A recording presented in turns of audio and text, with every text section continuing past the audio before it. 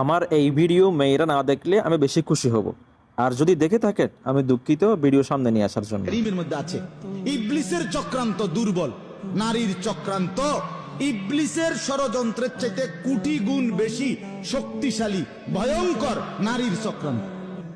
আর ঠিক না কইলেও ঠিক না, এটা কোরআন শরীফের আয়াত।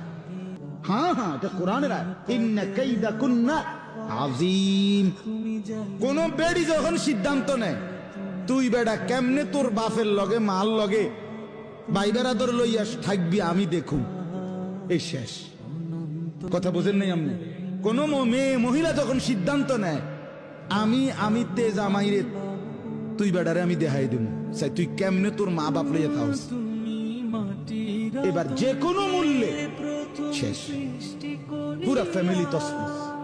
নারী যখন হিংসুটে হয়, নারী যখন ঝগড়াটে হয়, নারী যখন নিকৃষ্ট হয়, চরিত্রহীন হয়, বিশ্বাস করেন এটা পুরা সমাজ নষ্ট করে, পুরা ঘর শেষ করে।